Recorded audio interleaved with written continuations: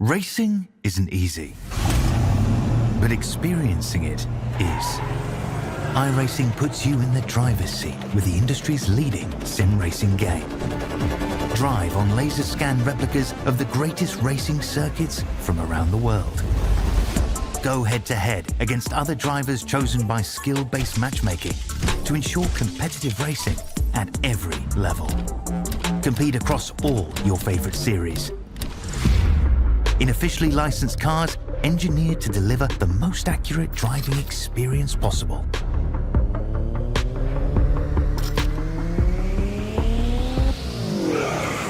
Join a race or host your own with players from across the globe. Race against the computer or in a league with friends. Feel the thrill behind the wheel. Visit iRacing.com.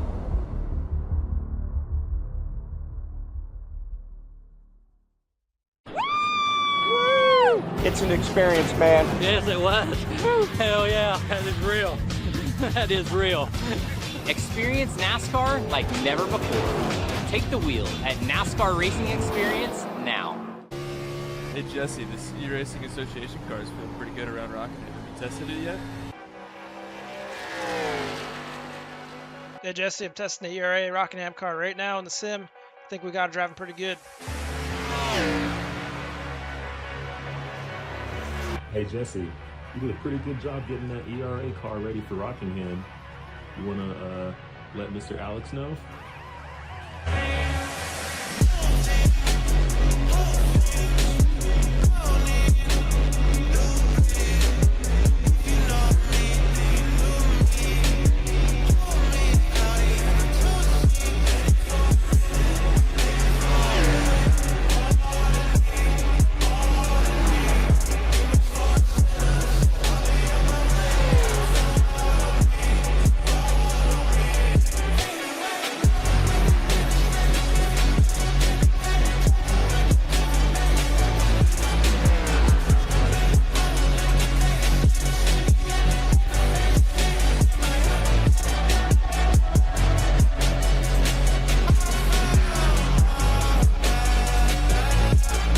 Bobby Zelensky. Bobby Zelensky. Bobby Zelensky. Bobby Zelensky here. I will finally be your NASCAR champion. Bobby Zelensky wins at Richmond Raceway. Zelensky wins his 5th straight road course win. Zelensky holds them all at bay to win at Talladega. Bobby Zelensky is headed to Phoenix. The championship favorite, he once again solidifies it. One of the GOATs, one of the best to do it. It's our man, Bobby Z.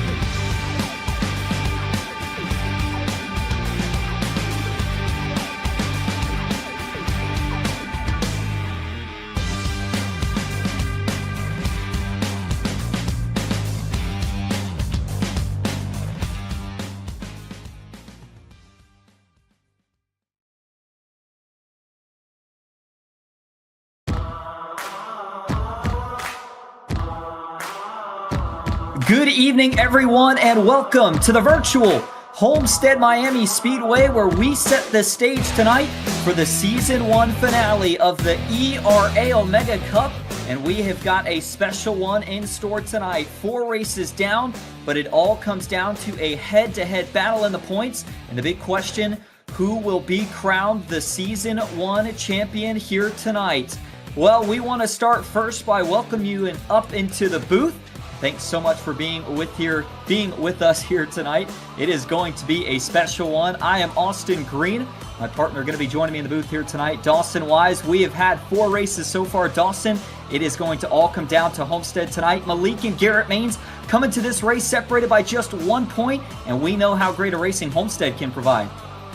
A tale as old as time, Austin, and where a championship should be held, Homestead-Miami Speedway. And how many times over the years have great points battles come down to a battle at Homestead? And that's not only on the iRacing side in the Coca-Cola iRacing Series, but also on the NASCAR side. So many times this place has provided great memories and great championship battles. I think back to Tony Stewart and Carl Edwards. I think back to the 2012 championship battle. There have been so many great races here. 2016 as well with Jimmy Johnson will add another chapter to this place's great legacy here tonight with a championship race between 2 of the best in the business, Malik Ray and Garrett Maines. Absolutely. Well, we kicked things off back in early March. That was the start of the season back at Daytona. Daniel Eberhardt was actually our first winner of the season. The next 2 weeks after that, we saw 2 great races at Auto Club in Bristol. Garrett Maines got on a hot streak. That's really what helped propel him into the points lead. And then, of course, last week at Kansas, Coke Series driver Bobby Zelensky, making his first start of the season, was able to get the job done there. But as we mentioned tonight, all eyes are going to be on that number 1 and 88 car as they battle for the Season 1 title in the ERA Omega Cup. Well, let's talk about points because that will be the big topic here tonight. I know we've got the championship going on, but remember, season payouts are actually top 5, and we'll get to that in just a moment. But there you see it, that separation between the top 2. Garrett Maines, 154 points. Malik Ray just 1 point behind. And so if he can finish 1 or 2 positions better than Maines tonight, he will tie or take over that championship lead. Daniel Eberhardt, 8 points behind. Going to be a tough chase down. I'm not sure if he can get there, but the other thing to keep an eye on, Dawson, is right around that 5th position in points. Jacob Smetana holds it right now, but it's still pretty close as Noah Rainwater and Peter Smetana try to chase down that final payout spot for the championship point standings. It's going to be an interesting night and so much to watch beyond just the battle between Garrett and Malik. You know, Daniel Eberhardt and Andre Castro are not mathematically out of this thing yet with as many cars as we're going to have on track tonight. So really a 4-car race for the championship. And again, crazier things have happened at a place like Homestead-Miami Speedway where a guy comes in with a points advantage of 10, 7, 8, 9, 10 points and ends up getting into a crash. Something happens all of a sudden. The 3rd and 4th place cars, Eberhardt and Castro, could be right in the thick of this thing. So so much to watch with that, but then also kind of the race within the race beyond the championship of those 2 guys going for those last payout spots and 3 guys within 5 points for that. So a lot to look at tonight. The race wins on the line, the championship's on the line, the payouts are on the line. It's all shaping up for a classic here tonight in Miami. Well, you mentioned those payouts, Dawson. That's the big thing that everybody wants to see. So let's talk about it. Obviously, coming into the season, a whole new format this year for the ERA Omega Cup. We were used to seeing the 4 ERA different Omega Cups, and we would see those big $4,000 race winner payouts. But this season, it was all about consistency, a points format through the course of 5 races. Tonight, though, we are finally going to determine who will be making the big money here this season. First place at the end of tonight's race. Going to be walking home, not at the end of tonight's race in terms of the points, rather, at the end of tonight's race. Going to be walking home with $500. Second in the championship points after tonight will take home $200, $150 to 3rd, $100 to 4th, and $50 to 5th. Dawson, maybe not the $4,000 winner take all, but those are still pretty big payouts. And obviously for the guys who know how to be consistent, this is the kind of format that you want to see over the course of a season. Yeah, absolutely. I love a format where consistency is rewarded, and that's what we've seen over the course of this season. And now coming into tonight, yeah, it may not be the $4,000 prize pool that we were used to on a February afternoon, last year, the year before. But to me, it's almost more rewarding to win the championship tonight because you were able to back your results up 5 straight weeks. So whoever comes out with all 5 of these payouts, and it's not just whoever wins between Garrett Maines, Malik Ray, and Daniel Eberhardt and company, whoever gets that 5th spot, it's the same thing. To me, even more rewarding to win a payout like this, knowing that you could back it up every single week on different types of tracks. We went to Bristol, we went to Auto Club, we went to Kansas, we're now in Homestead, obviously Daytona. So to back it up on multiple different styles of racing and win a payout like this, to me, a little bit more rewarding perhaps than winning just one singular event. It certainly is, and it's going to be fun to watch who battles for that 5th payout position in the championship standings with how close the points were. Another thing to note, of course, with ERA, one of the coolest things about this organization is that if you are a Speedpass member, there is multiple opportunities to win prizes. It's not just the payouts. Of course, we had another challenge this season, and that was the Biggest Mover Challenge, which was something that a lot of drivers had their eye on at some of the tracks that started the season. Daytona was a big opportunity for this tonight at Homestead. I think we could see more of the same, but this was the drivers that gained the most positions over the course of the season. Now, this is actually not up to date as of this week, but I can tell you, actually looking at the updated one, that it is still Malik Ray who leads in those Biggest Mover standings. He's actually got right now a 6-point advantage over Peter Smetana. So what that means is that if you're Peter Smetana, you have to gain 6 or more positions than what Malik Ray is able to gain in the race tonight to have a chance at getting that NASCAR Racing Experience prize, which is, again, taking yourself and any friend to any track of your choosing for the NASCAR Racing Experience. So Dawson, obviously, a lot of cool prizes coming into tonight that will be finally awarded now that we are at the end of the season, but Homestead, it's going to deliver some great racing. Can't wait to see what we've got in store here tonight. Yeah, first, really quickly on that Biggest Mover storyline, it'll be really interesting to me to see how Malik Ray attacks this. Knowing that he's in the battle for the championship, do you risk maybe not putting up a qualifying lap to try to win that for sure? Do you want to start up front and value your track position, knowing the championship's on the line? It'll be very interesting. It does appear as if Malik Ray is putting down a lap as we speak, so that should answer the question there, and an opportunity potentially for some guys running behind him in that Biggest Mover category to then say, hey, I don't have a championship to race for. I'm going to try to win this Biggest Movers challenge while he's racing Garrett Maines for the title. It could be a very interesting race within the race there. Talking about Homestead before we get going, though, what a racetrack. You know, first of all, it needs no introduction. This place is incredible.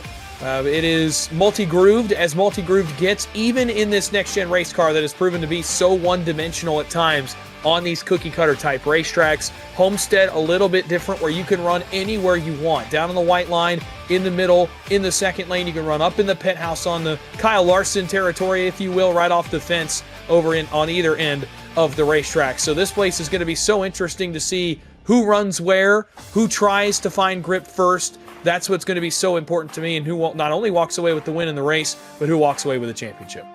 Absolutely, and of course, progressive banking here at Homestead. 18 degrees on the bottom of the racetrack, 20 degrees as you get up towards the wall. So as you just heard Dawson mentioning, that's what makes so many different racing grooves here. That's going to be what makes it an exciting finale here tonight. A couple other things to talk about, though, here coming into this race.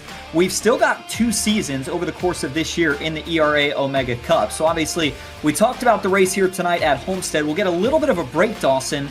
But, you know, you look at the racing here tonight, this track was really the home to the real-life NASCAR Championship for so many years. Obviously, they're going to return there this year. For these guys in the sim, we have seen Coke Series races here before. We've seen a lot of guys race officials here before. I think this track could definitely provide some of the most intense battles we have seen all season, and that's saying a lot when you look at the battles that we had at really every track from Daytona to Fontana, Bristol, and Kansas. Seemed like there was 3 or 4 guys battling for the win at the end of all those races.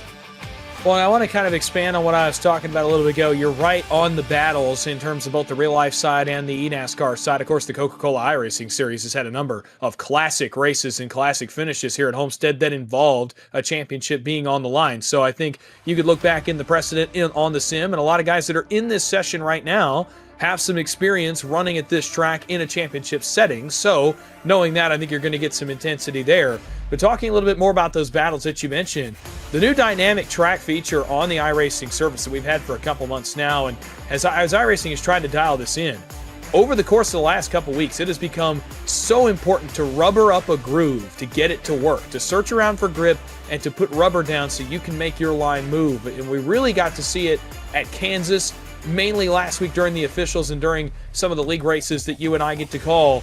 That place has become a little bit one-dimensional, but we watched that track become 2 and 3 and 4 lanes wide over the course of a race. I think you're going to see that tonight at Homestead, as well as guys search around for grip, and that's what's going to perpetuate those battles that you talked about. Some guys are going to want to bottom feed tonight. They're going to want to run right on the white line.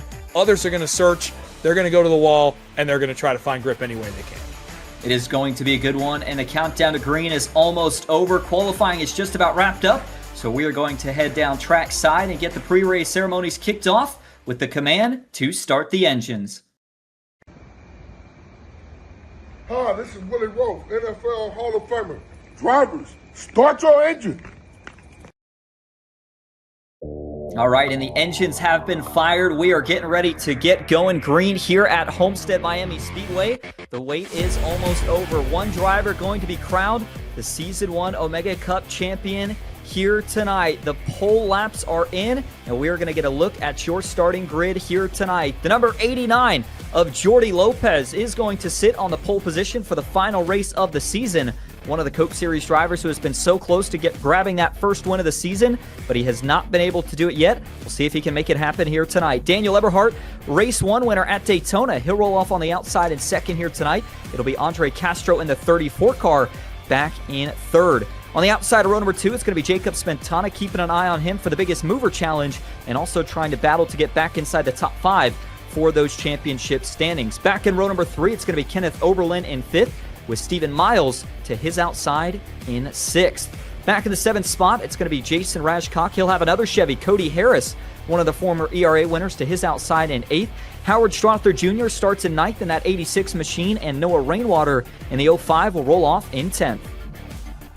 Row 6 will see Devin Baker in car number 14 start alongside the 20 of Cole Larson, another longtime veteran of the sim and of the ERA side of things. Working back to row 7, Jacob Mazak starts from the 13th position in car number 22. It's Jacob Booth in the 19 that will go alongside him in 14th. Row 8, John Anderson in the 56. He'll start from 15th, the inside of that 8th row, and Julian Ricky to his outside with the Logitech colors in the 97 in 16th position. Row 9, J.D. Larson, father to Cole, will start from 17th in the 18 machine. It'll be Joseph Farley to his outside in the 18th spot. Rounding out the top 20, Brian Wall. And there's one of our championship contenders, Garrett Maines, in the 2. He'll go from 20th. And another one of the Coke drivers going for the biggest mover challenge tonight, Malik Ray. He'll start back in 21st. In 22nd, it's going to be Peter Smetana. Keep an eye on those two. Christopher Heights going to be the last driver in the field tonight, starting in 23rd. Well, we are just about ready to get things going. Lights are off on the pace car, and that means it is time to get to it. The iRacing.com pace car going to make the left turn, and for the final time this season, we are going to see Jordy Lopez lead us to green. As the green flag flies, we are underway in the championship finale at Homestead.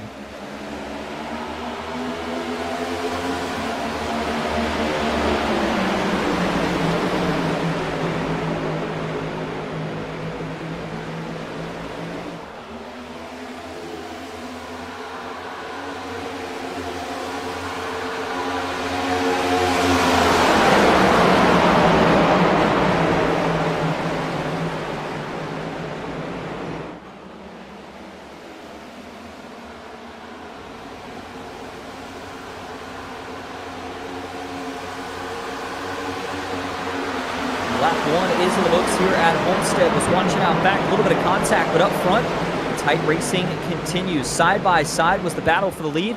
But Jordy Lopez has already started to create that gap. Single filing out to about the top 5. The field continues to race hard into turn 3. I'll tell you, Devin Baker crashed on the opening lap. He started to get around, must have gotten all the way around to his car, so he is already limping back around to his pit box. Meanwhile, up front, you already see the difference in lines with the leaders and where they want to run. Most of the top 5 go to the white paint on the bottom. That includes Lopez, Eberhardt, and the Stephen Miles machine, who's up to 4th. Cody Harris runs about a lane off the bottom. The man to watch is Andre Castro, ripping the fence in the high rent district. The first one to try the outside lane here in this race tonight, and he did it on the opening lap. He's finding some success up there. He'll get the fence right there in 3 and 4. The first one trying to get that outside lane to go behind Jordy Lopez.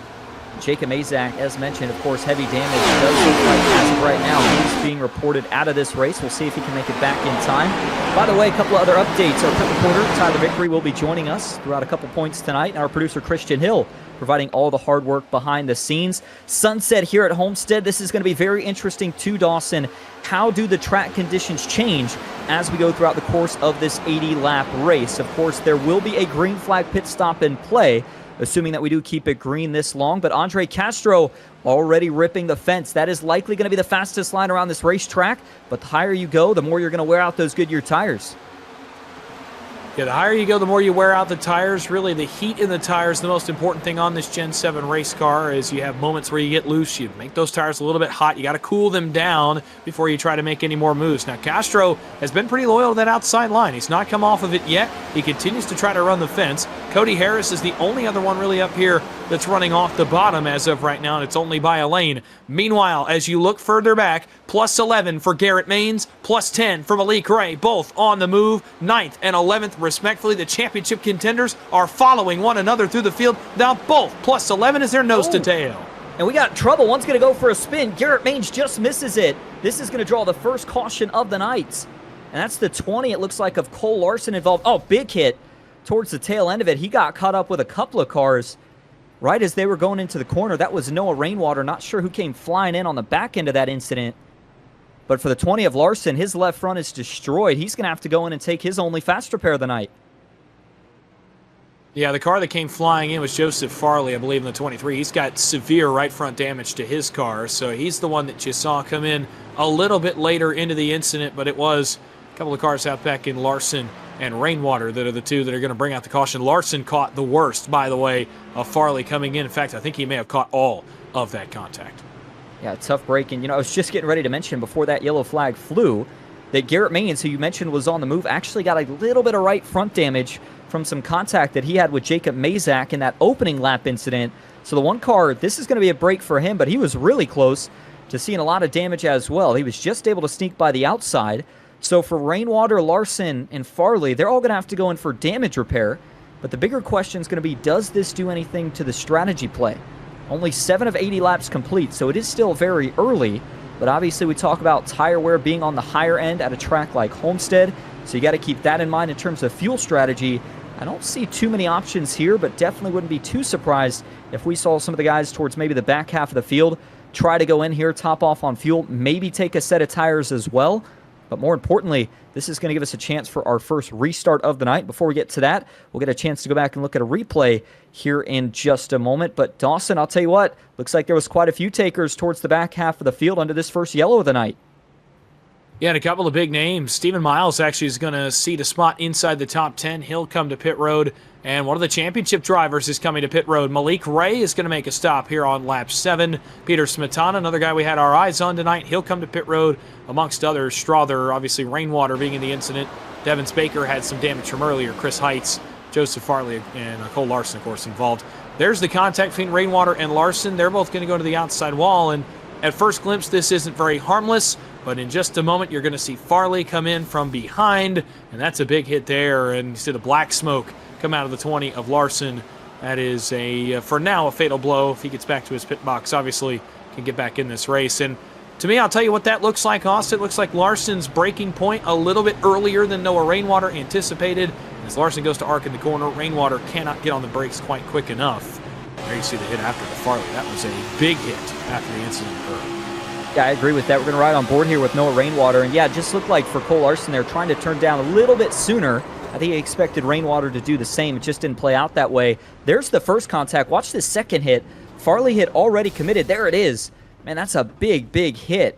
Obviously, when you commit to a lane going through the corner, it's tough to just slow down or turn left. But, man, if we could get an onboard shot for Garrett Maines, how close was he? He may have even kissed the outside wall trying to sneak by this incident, but certainly avoided getting a ton of damage in this one. And it's going to be a very interesting reset for a couple of the drivers involved. I know for, obviously, Larson, not necessarily fighting for much in the championship standings tonight, but for Noah Rainwater, he was one of those guys close to getting back into the top 5. And this is going to be an early setback as, watch this final view, Garrett Maines sneaks by in the Wiggins Water Technology machine. And these are the moments that you have to circle for championship guys where it could have gone wrong, and you kind of take a breath there for Garrett Maines. And it's the first hurdle cleared of the night. The first incident that you avoid of the night where something happens around you that you just barely get by, and you see the hit there for Farley, and it's a big one. But for Garrett Maines, that's the moment where you can take a deep breath and say, man, what could have been there? It could have been a lot worse than it was. He could have been through a setback instead. He'll line up P6 here, well ahead of his championship contender, Malik Ray. All right, so it's going to be Jordy Lopez and Andre Castro, two of the best in the business, lining us up here on the front row for the first restart of the night. Cody Harris and Daniel Eberhardt back in row 2. Jacob Smetana the last man inside the top 5. Back into the restart zone we go. Green flag back in the air. It's going to be 10 of 80 laps complete. And look at the early move. Andre Castro quick to the bottom. Trouble. Eberhard gets turned to the outside fence. Everybody tries to check up to avoid him. 4 cars get collected. Caution's going to come right back out. What a weird incident right there as Castro crossed right to left before the field reached the start-finish line, and that threw everything off. Eberhard tried to lean back to his right to get outside of Castro, who dropped down on the start, and that just threw everybody off back around the 90, and he gets turned right to the outside wall in front of the field. It's helpless for him, and not really big damage to his car, doesn't look like. Of course, can come down and address that here. For the guys behind it, just not much you can do. You're getting up through the gears. There's nowhere you can go. The field's stacked 2 by 2. For a number of drivers there, helplessly driving right into the side of the blue and white 90. By the way, that's a championship driver tonight. He needed some help considering his point standing, so not the setback that he needed early in this race either. Yeah, that's exactly what I was just thinking. Eberhard was making the right start, obviously qualified second and been running pretty good so far, but this is going to be a pretty big setback for him. Also, some of the other drivers that were involved. You had the 88 of Malik Ray. I'm not sure if he actually got any damage, but that's, of course, one of the drivers that we were watching for not only the championship, but also that biggest mover challenge, and he had already made his way to the front. Tough break as well for Cody Harris, and then, man, it looked like for the 56 and the 21, Dawson, just a lot of these guys further out back. I know there's a lot of smoke when these incidents start, and you think you're not going fast until you got to hit the brakes, and even on a restart, it can be tough to get these cars slowed down in time to avoid any sort of serious contact, but it does look like the 90 Ford Mustang for Daniel Eberhard down in the pits now, so he will get some of that damage repaired, and we should see him back out on the racetrack, but he will have some work ahead of him here over the rest of this race. Yeah, work ahead of him, but at the same time, you'd rather it happen right now. Lap 12 on the board, you'd rather it happen now with 68 to go or so than with 8 laps to go inside of 10. Then you have to take a fast repair. Then you have to come back out and completely reset and drive through the field a lot more desperately than I think Daniel Eberhard wants to. We know he's got all the talent in the world to come back to the front of the field, and he's got now almost 70 laps to do it. So for it to happen now, you'd rather it happen on lap 12. Now, of course, it opens an opportunity for some guys towards the front to potentially make something happen, both in the championship and in the biggest mover. Of course, we mentioned Malik Ray coming to pit road last time. Well, Garrett Maines chooses to make a pit stop this time. He'll fall to 14th. Of course, the cars that are damaged are on pit road. Let's take a look at what happened here. Castro goes right to left on the restart, and they're 3 wide staggered with Harris, Eberhard, and the Castro machine. Eberhard tries to squeeze back to the middle to give Castro room to do this, and in the process gets turned by the Harris machine, and there you see the guys coming in from behind, Anderson, Heights, and of course we noted Eberhard being involved, a couple of others as well. So it's a tough incident. Watch Castro here, though. This is so weird to me on the restart. Lopez fires really well on the inside line. Instead of just going to the outside and trying to maintain what he'd been doing, Castro crosses over, trying to get to the bottom, and the staggered 3 wide behind him, it gets Eberhard turned. That's a really weird look to me for Andre Castro. Yeah, I agree. It is an odd look, but part of me thinks maybe he did that, Dawson, because of how good of a restart he got, trying to sneak down to the inside, because obviously these cars still going to take about a quarter to half a lap to actually get up to full song. So obviously through 1 and 2 on a restart, the inside line is going to be the quickest, but an interesting look. We'll see if these guys can get a little bit of a cleaner restart this time around. All right, well, as we get ready to get back to green flag racing this time, lining up on the front row, it's going to be Jordi Lopez once again, but Jacob Smintana, who we are keeping an eye on for 2 of the battles here tonight. The biggest mover, of course, he'll be battling Malik Ray for that, and then trying to make his way back inside the top 5 of the championship standings. Currently sits just outside of that window. Watch this restart. Lopez got a great jump last time. We'll see if Smintana took any notes, and for everybody else on back, see if we can get in a little bit of a rhythm here and try to get some green flag laps in the books. It'll be 14 of 80 laps in the books as the 89 accelerates really good once again. For Jacob Smintana, he's going to go right down to the bottom. Top 3 single file out, a little bit more scattered further back. Yeah, I know it's Garrett Maines who was really leading that scatter. He gained 4 spots on the restart as he went all the way to the white line on the front stretch, Tony Stewart style. 4 wide, making a big time pass and tearing through the fielder. He and Malik Ray further back as Ricky goes for the 3rd spot in turn 3. My eyes are further back on Maines and Ray as they continue this race within the race. Andre Castro's back in that territory as well. There's the Maines machine towards the tail end of this mess. Ray on his bumper, 15 on the board as a couple of cars swing low. Devins Baker into turn 1. You're looking at Maines as he is ripping through this field very, very quickly.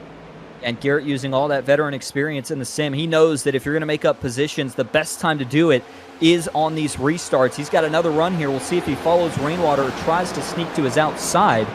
Looks like for now he's content to run there, but that car definitely looks really, really fast at the moment. A couple of other guys that have been making their way through the field since the start of this race. How about the 97 of Julian Ricky? Maybe hasn't been the season that he has wanted so far, but I'll tell you what, if that 97 Chevy can finish somewhere inside the top 5 tonight, that is going to be a ton of momentum that he can take into the 2nd season of the ERA Omega Cup. Jason Rashcock, another driver that we haven't talked about too much this season. In fact, this may be one of his few starts. But the 71 has picked up a few, and there goes Garrett Maines. He'll sneak by, and just like that, Dawson, the 1 car now back up into the podium. This is mesmerizing right now, watching Garrett Maines make some of these moves. He went 3 wide a moment ago, a lap ago on the front stretch, actually made some contact with the Baker machine and the Rainwater machine. So Maines up to 4th. By the way, he restarted in 14th position just 2 laps ago, and he's already position number 4. Now you see further back, this is the Hornet's Nest. Malik Craig working to the front of this. By the way, not far behind them, Castro 3 wide to the bottom. He gets a couple spots. Daniel Eberhardt is in that battle as well in the 90s. So the cars that have been up front, Castro and Eberhardt, that were involved in that last caution, both working forward. They're working past Devins Baker here off turn 4. That'll move Castro to 9th and Eberhardt to 10th. Malik Ray is up to 7th. There's the onboard look with Andre Castro as he goes right back to running the outside lane. Kyle Larson and Tyler Reddick territory, as I like to call it. It looks like he's got either the GT or the F1 wheel there too, which you might need it with how close you get to the wall here. Very, very steady and little input to that steering wheel as you go through the corners here at Homestead. He's going to pull the little crossover here on Rashcock. That puts him up another position now in that 7th spot. Malik Ray next up. See if he can make the move here. Looks like Ray is going to go to the outside, 3 wide, even further back. Been watching the 28 machine, who's been struggling a little bit with the handling of that race car right now. We'll have to see if he's able to potentially make some adjustments, but as they continue here so far, Dawson, this is looking like the first run where it feels like we can really start to get into a rhythm. And for Jordy Lopez, so far so good. He's got his lead up to almost a 2nd over Jacob Spintana. It's also felt like the first run where guys really experiment to try to find grip. A lot more drivers are moving up the racetrack now, moving towards the outside wall, trying to find a little bit of speed. We noted Malik Ray last time around going up there. Garrett Maines has run up there a couple times. Castro's been running up there. I've watched Devins Baker do it the last couple laps. You see him swing way out wide right here on the entrance to turn 1. A couple other cars in front of him. Looks like the Oberlin machine's the other one that's moving up to the fence. So a number of guys now, as we get into a longer run, are getting into that higher territory where they can get a little bit more exit speed, search around for some grip, figure out what's going to work with the dirty air in front of them as well. It's another factor of these next-gen cars, a lot of dirty air off the rear end. Absolutely. Good time to mention with all the great racing we have seen so far here tonight. Any ERA members can race in these races for free, but if you want to be eligible for the payouts, go get yourself a Speedpass membership.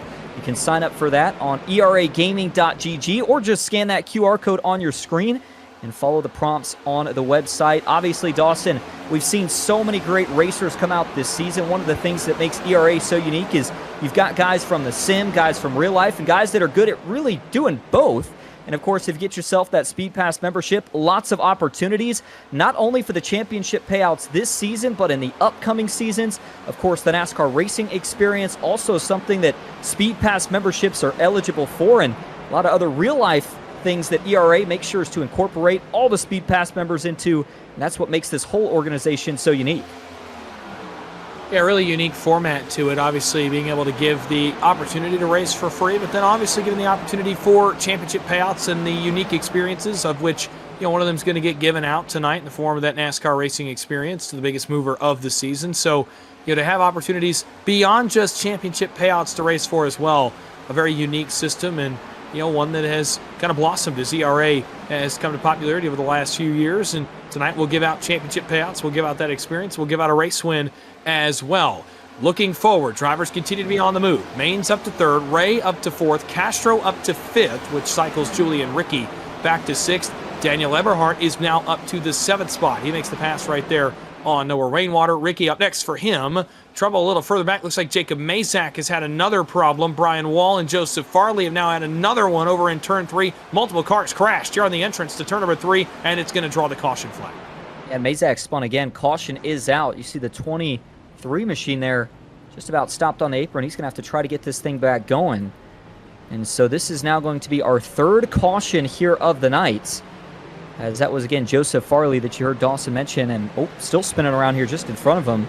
That was Brian Wall trying to get that car back going. So a couple of drivers going to have to tow it to the pits. That's a big break for Jacob Mazak, who was actually spun around over in turn 3. Maybe a break for the leaders as well. But, man, Jordy Lopez, as fast as that car has been, I got to think he is not enjoying seeing these cautions. Maybe the only thing standing in the way of him trying to set the sails and pull away from the field right now. But I'll tell you what, this is interesting, Dawson. Obviously, we were at Kansas last week.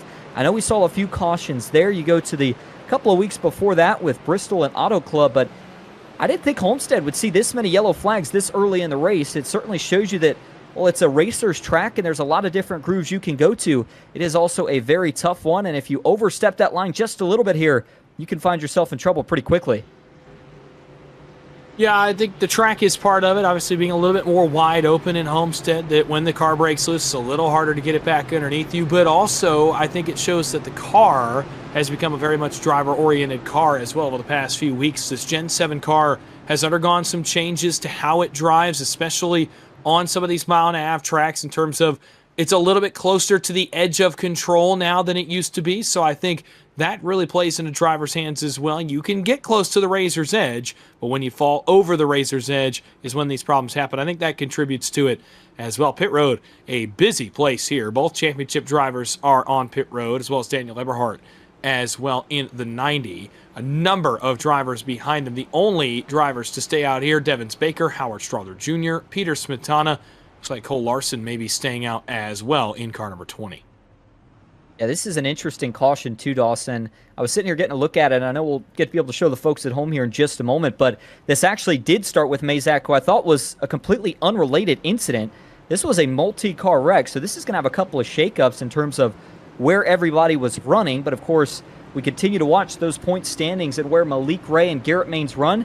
How fitting that they're only separated by really a couple of spots right now. Maines in 6th, Malik Ray is in 8th. And so those two going to be restarting very close to each other. Already 26 laps in the books. So I know we're still about 14 from halfway, but this is going to get really, really interesting in terms of fuel mileage and whether or not these guys can make it to the end. We're going to go back and get a look at this now. First incident here is actually going to be the 28 of Mazak as he comes off a 2. Just gets loose. Takes that car down below the apron, tries to save it, comes back up. And this is the part that I don't think race control is going to be too happy with. He never really locks the brakes. Lets it roll, gets right up. Christopher Heights has nowhere to go. And then that quick blur that you saw by your screen was actually the other two cars that were involved, one of those being Farley. And overall, that's a tough one there for Mazak. And I'll tell you what, Dawson, not only race control, but the drivers involved, not going to be too happy with this incident here for the 28 car. An overcorrection, and then you're going to see right here, just like Austin said, no brake lock there, and he rolls right back up into Chris Heights, who just had nowhere to go. There's nothing you can really do as a driver there. You think that car is going to stay down, and it just didn't. Now, here's the secondary incident as Farley tries to avoid. He cuts left right across the nose of Brian Wall. Nothing that Wall could have done either as Farley cuts across his nose. Both of them get the inside wall.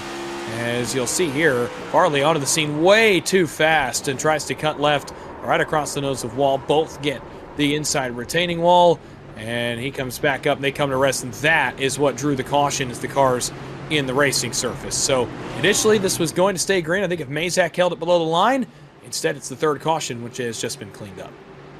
And this is going to shake up the front row for this restart too. How about Devins Baker in the 14, who had that issue on the start of the race, now finds himself in first. Howard Strother Jr. second.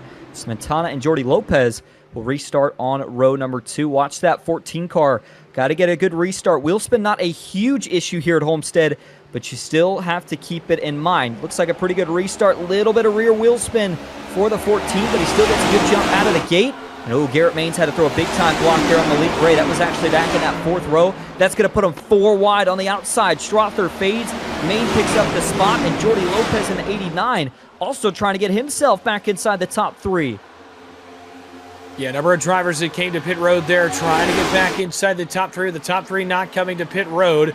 Interesting here, the 32 of Smetana, very quick on that last run compared to the leader at the time, Jordy Lopez. So I'm curious here how his pace in the short run will live up to the Lopez, Maines, Ray, and Castro machines that were running in that's inside the top 4. Smetana down to the white paint. He wants the bottom. Baker continues to run the top. Smetana to the lead. Baker trying to defend as Garrett Maines watches in the popcorn seat. Castro to the bottom, meanwhile out back of the other Smetana. Peter, who's going the wrong way. He'll lose spots to Castro, Maines, and Jordy Lopez. And now Daniel Eberhardt as well. Field works back to turn 3. Most of the leaders on the bottom. Smetana, Baker up top. Maines through to 2nd. Castro through to 3rd. Jordy Lopez caught saying, where in the world did my lead go?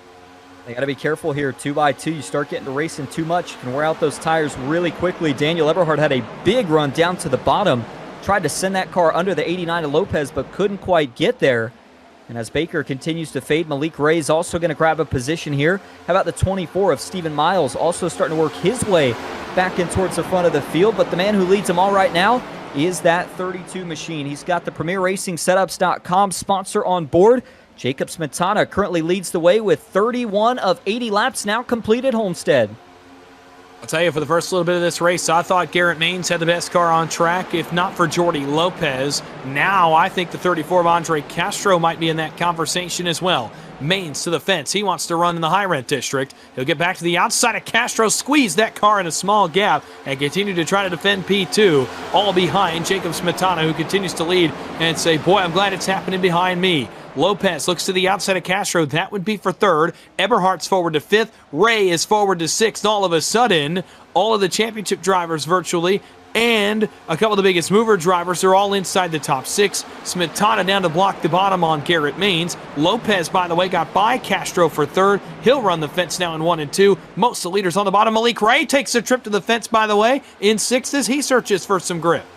He'll go to the inside of Eberhardt down the backstretch. That'll be another position gain for the 88 car. Malik Ray now up to 5th. One thing I watched that last lap, Garrett Maines had a pretty crafty move as he was able to sneak by Andre Castro and then got right down in front of him through the corner. It's almost like a switch for that car behind. You take away all the downforce, you just can't get the car to turn. And for Maines right here, you can tell just how badly he wants that clean air. Going to stay on the high side here for another lap or so to try to get around that 32. He's got a lot of momentum here, Dawson. He may have an opportunity into turn 3. What does Smetana do? Does he block the 1? There he goes. Garrett Maines to the inside. We're going to have a new leader here at Homestead. He got a big arcing run off turn 2, and I could see it coming from a mile away. He brushed the fence actually a little bit off of 2. It did not matter. Maines across the nose of Smetana. Meanwhile, Lopez crosses over off 4. They'll run 2 wide off the back bumper of Maines. Lopez for 2nd. He'll get the spot down into 1, try to throw a slider on the Smetana machine. Smetana trying to cross over, had to lift on the back bumper of Lopez to avoid some contact there. Garrett Maines sailing away. He's off by 2.5 car lengths. Smetana back by 2 car lengths from Lopez. Castro in their tire tracks in 4th. Malik Ray got by Daniel Eberhardt a couple of laps ago as well.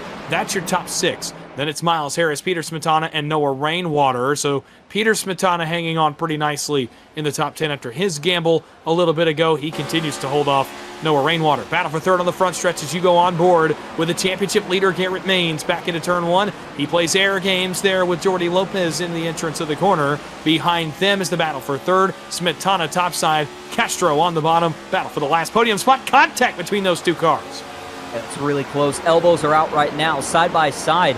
But just in front of them, the 89 of Lopez, maybe a little bit faster than the one of Garrett Maines right now, but catching a guy and passing him, 2 very different things. The 89's got to run this time, and he'll look to the inside, trying to grab the left rear side draft on Garrett Maines.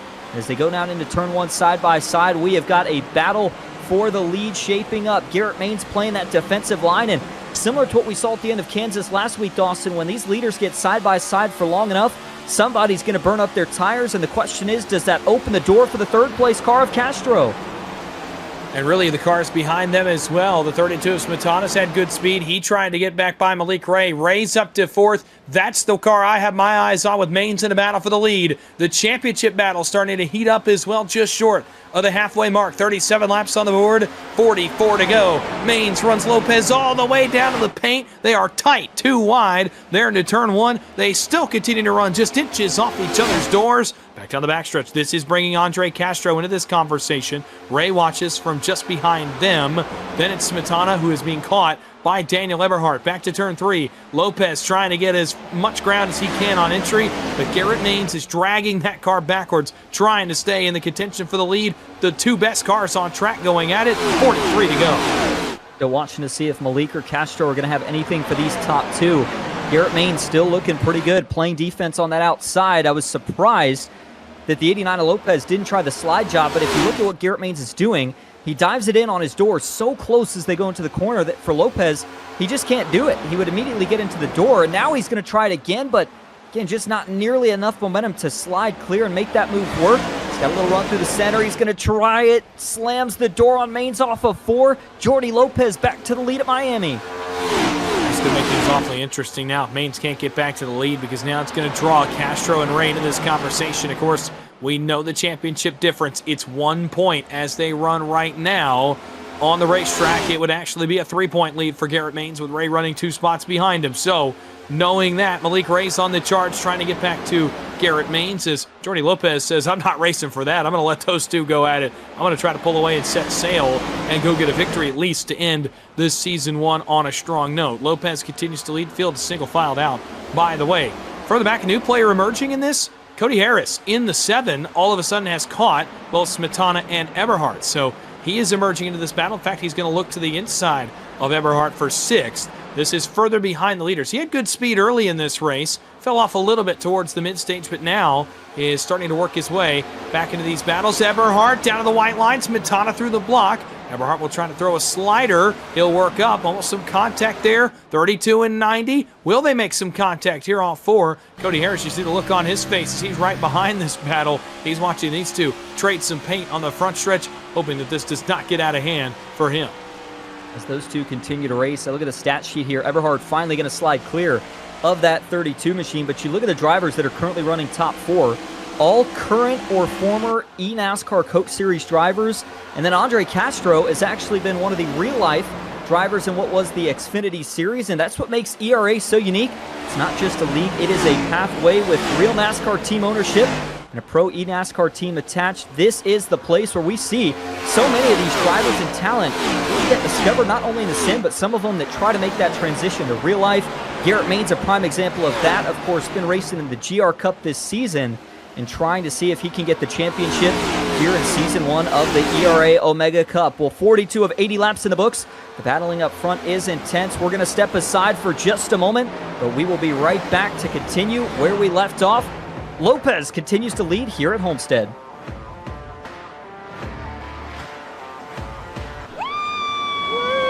It's an experience, man. Yes, it was.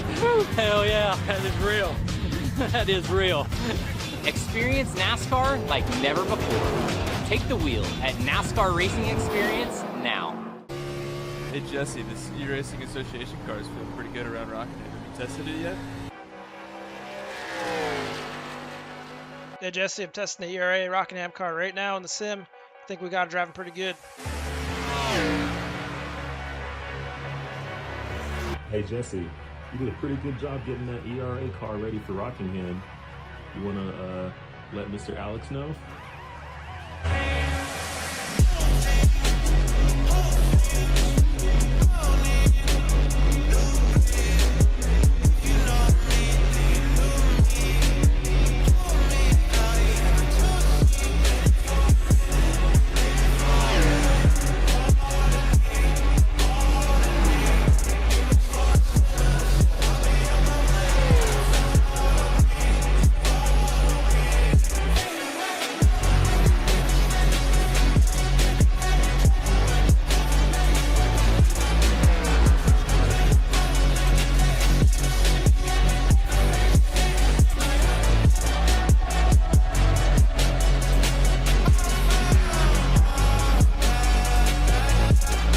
Bobby Zelensky. Bobby Zelensky. Bobby Zelensky. Bobby Zelensky here. I will finally be your eNASCAR champion. Bobby Zelensky wins at Richmond Raceway. Zelensky wins his 5th straight road course win. Zelensky holds them all at bay to win at Talladega. Bobby Zelensky is headed to Phoenix. He's a championship favorite. He once again solidifies it. One of the GOATs, one of the best to do it. It's our man, Bobby Z.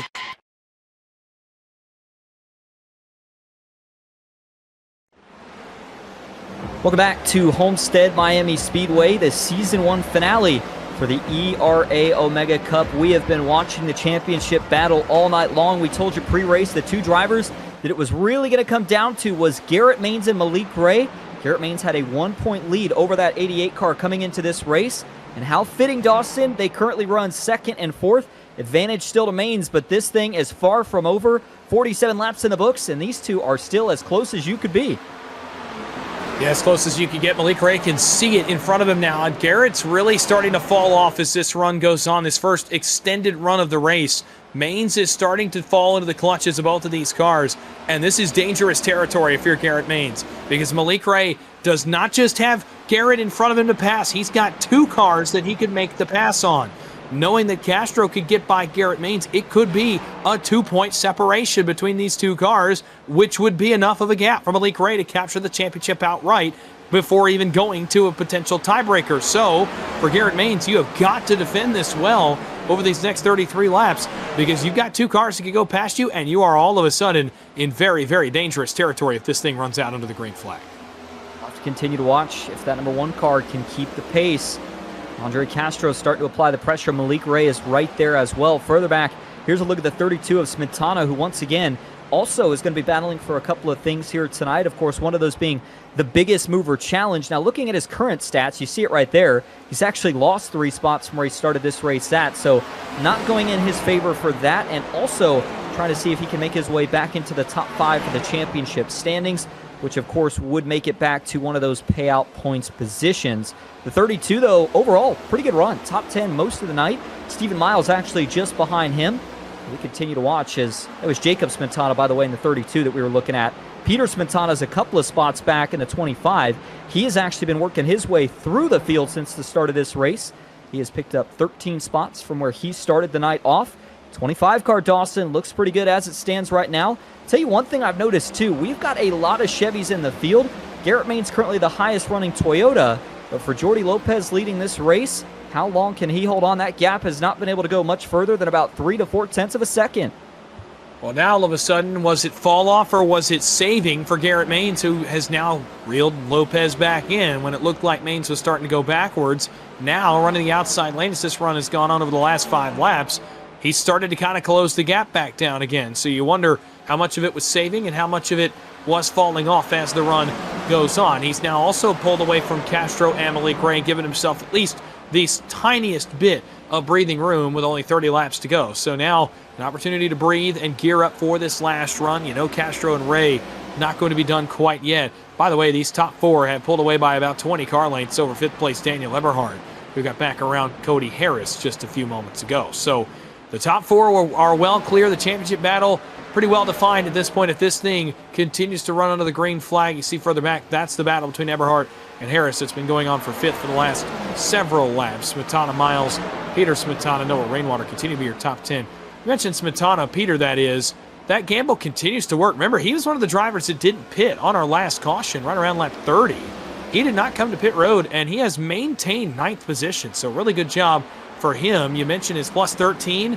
A really good night if it ends where it is. I know it's not a top 5 that he wants, but to gamble like he did and still maintain a spot inside the top 10, that's impressive. The other guy, Cole Larson, is back up to 12th position where he started. Remember the night that he's had? He's just about back inside the top 10. In fact, he just took 11th from Jacob Boot. I was watching just a lap ago, Dawson, the 21 of Heights actually had an issue. He made an unbelievable save. That's why we didn't get a caution. But another tough break for that 21 car. But Noah Rainwater there in the 05 chasing down 25 of Smetana. He's only got 27 laps left to do it. And one thing that I do want to kind of take a chance to step aside for here is actually go down to our pit reporter, Tyler Vickery. You know, Tyler, I'm curious on a couple of things here. Obviously, with those early cautions, can everybody make it to the end on fuel? And if so, is there any other sort of strategy at play here? Yeah, it's interesting with what's going on. Like earlier on, I was noticing a few drivers actually coasting in a few of the corners trying to fuel save. I think that most recent caution we had gave the drivers enough fuel to where they can be able to go flat out. The big issue now, what we're noticing now is tire fall-offs starting to be real big importance. Most of the drivers I've been listening to, they're struggling when it comes to just grip, trying to be able to not have to fight with the aero. Garrett's doing Garrett was having issues at one point where he was talking about where he felt the car wasn't planted anymore, but he is doing really well hanging on to it in second.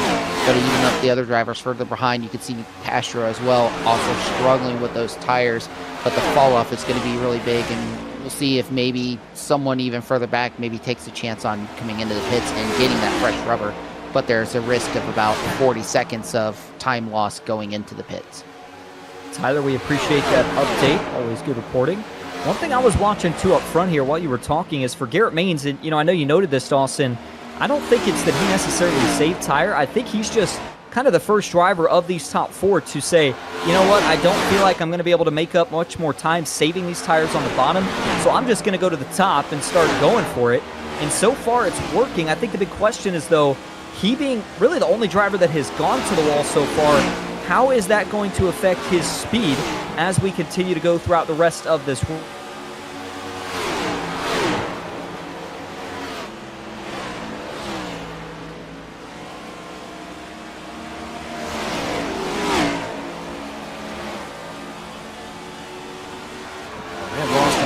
For a moment, at least we did on my end, but talking about Malik Gray, or talking about Garrett Maines rather, it's going to burn those tires up on that one car, and the fact that when he goes to the wall, again, it burns the tires. We just saw Malik Gray doing it, though. So how much is Garrett really losing at this point? He's going to challenge Lopez for the lead. Man, there was some contact there off turn 2. Maines peeks back to the outside. We got a battle for the race lead and potentially the win as Ray watches on, knowing he's got to get desperate. Goes to the outside of turn 3 and works on turn 4. Watching this battle unfold in front of him, he knows he's got to hit the go button. He's trying to dispose of Andre Castro quickly. He will. Now, only 5 car lengths separate the two championship leaders, knowing what's on the line. If Ray could pass both of them, he could win it outright tonight in Miami. We still at this point do not have Austin Green back with us, so while we wait for him, we'll continue to watch this battle for the lead. 22 laps to go at Homestead. Lopez by 2 car lengths. They both work the middle lane, do he and Garrett Maines. Malik Gray is third. 5 car lengths back to the leaders on the outside wall. Andre Castro runs down in the middle, but he is losing some ground now to the Ray machine as he picks up the pace just a little bit, trying to get back to the front. So the top 4 separated by just about 10 to 12 total car lengths between them. Now Maines goes to the outside wall. Lopez runs the second lane, as does Malik Ray. Andre Castro runs a little bit higher as Julian Ricky, a lap car, starts to close in a little bit on this battle. We'll see how that affects the potential battle for the win and for the championship. Malik Ray to the inside of Garrett Maines. This could be a championship implications type pass if Ray is able to make the move. He has turned up the heat on Maines. A battle for the win and potentially the title with 20 to go. So Ray dives to the inside of turn 1. Maines to the outside. He's on the fence. Malik Ray on the attack. Lopez watching it all go down in his mirror, knowing that it doesn't really affect him, at least as of right now, until one of these cars gets to his back bumper. He continues to work the second lane. He works down to the inside. Maines to the outside. Malik Ray all the way to the bottom of the white paint. The 88 on the prowl here, trying to get the second spot from Garrett Maines. Meanwhile, lap traffic becoming a factor. Chris Heights is just in front of the leader, Jordy Lopez. Julian Ricky's passed Andre Castro, but he is not on the lead lap. He is a lap down, trying to unlap himself. Now Lopez to the outside to get out of the dirty air. Maines to the inside. Almost got a bumper inside of the 89 for the lead down the back straightaway. Couldn't quite do it as Malik Ray continues to watch on from third. Now Lopez back to the bottom. Maines up to the outside. Ray close as he can get to Chris Heights as he gets off turn 4, trying to get to the inside of Garrett Maines. At the line, 18 laps to go in this championship race. Lopez by a car length. Maines in his tire tracks. Now they'll both run to the bottom of turns 1 and 2, and a golden opportunity. Malik Ray goes to the fence. Can he make the run happen? He's going to have a whale of a run off turn 2 down the back straightaway. He's going to have to watch this really carefully here. Malik Ray starting to close in on those top two. We figured it would come down to just these two. They sit first and second in the championship standings. And right now they sit second and third in the race. Jordy Lopez, though, obviously we mentioned his storyline, likely not going to win the championship. But the races that we have seen him run this season, he has been so close so many times to grabbing a win and has come up just short so far. Will tonight be the night? The gap between the leader and second place still under half a second as Maines continues to rip the wall. And Malik Ray continues to try to get out of the dirty air that Maines is providing on the back end of his car to try to make the pass on him in a potential championship-altering scenario here at Homestead. If Ray's able to make this pass, it would only be 1 point difference between, or rather, it would be tied as they run on the racetrack as they run. So if Ray was able to get past Jordy Lopez and win the race, he would win the title outright. Now, it should be noted, in the event of a tie, if these two were to tie one another, if Ray's able to just make the pass on Garrett Maines, he would not win the championship.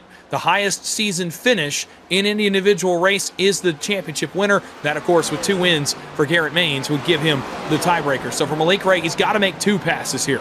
1 is not enough. He's got to get all the way to the lead or hope that Garrett Maines trips over his own feet trying to make the pass on Jordy Lopez here for the lead. 15 to go at the line. Ray fading just a tad bit, but he's still got Garrett Maines right in his sights.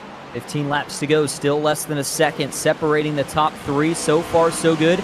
Jordy Lopez, the other question you got to ask yourself here is, does he run into any lap traffic before this thing is all said and done? Looks like the 14 car of Baker going to be astray, so overall lap traffic still not going to be a big issue. And for Garrett Maines, I just wonder with how early he committed to going to that high side, does he have enough left to try to get up here and chase down this 89? That lap car did not help him out. He caught Devin Baker at a bad time. That actually cost him now a couple of tenths as he goes just over half a second briefly there behind the 89 of Lopez. But another thing to keep your eye on as the 88 gets closer, we'll have to see if he's got enough to potentially get by. In this case, Dawson, if you're Malik Ray, you have to go up there and win the race and push it to a tiebreaker, which I assume Garrett Maines would still win because he's got more wins on the season.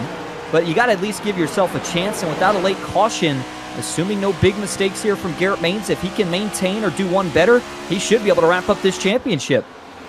Again, if Ray was able to win the race and not have Garrett pass Jordy Lopez for the second spot, then obviously Malik Ray would win it outright. That's how close this is coming into tonight. So if he's able to make both of these passes, he's the champ. If he's only able to make one, it's only a zero. It's a zeroed out. It's a tiebreaker. Of course, we talked about who would win that tiebreaker a moment ago. It would still be Garrett Maines. So Malik Ray is running out of time. 13 to go. Lopez is starting to scoot away from these two just a little. It's almost half a second difference. So Malik Ray has turned up the heat in a big way now. He's got to make this pass and make it quickly, and then hope that he can run down Lopez. Here's the move to the inside. Malik Ray trying to put it into a tie for the championship. Here comes Ray to the inside of Garrett Maines. The championship leaders, door to door, side by side at Homestead with just outside of 10 to go. That outside line played good defense once again for Maines. He was able to get enough momentum. Malik Ray tried to hold the side draft, but he couldn't quite do it. These tires have got to be shot at this point in the race. These guys creeping these cars off the corner. Anything to try to maintain for Malik, not making that pass. Well, because of that, he now falls a few tenths off the back bumper of Garrett Maines, but he is still close. And look at that. Garrett Maines guesses the line wrong that time. Malik's going to go to the high side. Dawson, the 88 car, could have a massive run coming off of turn 2. Yeah, he could have a whale of a run right here. It's going to be the same run he got a moment ago when he tried to throw that car to the bottom of the banking. It actually was not as big of a run as I thought it was going to be. Again, Maines to the bottom. Again, they're going to give Malik Ray uninhibited access to clean air on the outside lane of the racetrack. He'll have another monster run here off turn 4.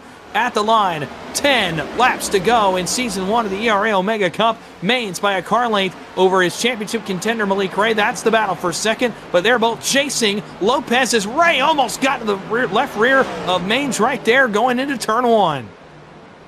Yeah, this is getting really, really tight up here in the battle between the top 3. Been still keeping an eye on some of the other things going on across the racetrack, but everybody's just so separated at this point.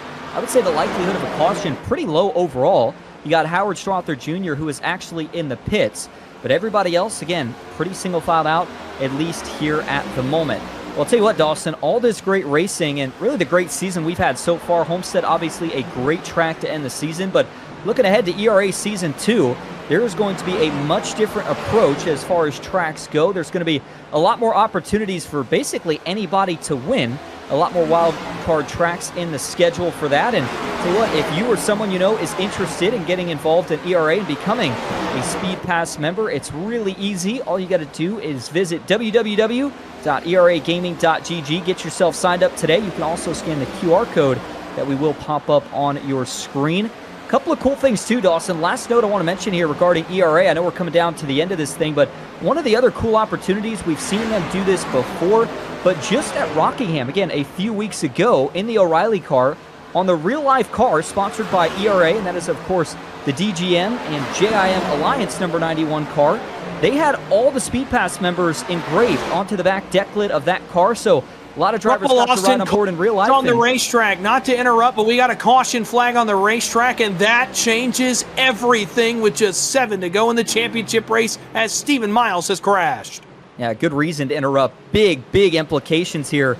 Stephen Miles not in the championship battle, but it is going to have big implications on the drivers in that championship battle inside of the top 3. And oh my goodness, the decision on if you go in for tires or not could be the difference on whether or not you go home crowned a champion or not if you're Garrett Maines or Malik Ray. Yeah, it's going to be so interesting here as to whether or not you come to take tires, and this is the battle that you face. If you're on new tires, you can be more aggressive if you're one of those two cars. At the same time, something could happen on the restart, a la Carl Edwards in 2016, and you could be out of it. If you stay out, you could get eaten up by the cars behind you, including that other championship driver, and potentially see your season come to an end right there as well. So the battle between taking tires and not, well, the question's not very hard for the leaders at the front. Everyone is going to opt to make a trip to pit road. So that answers our question right there. So the leaders will all be on new sets of Goodyears, you'd imagine, when they come off the pit lane.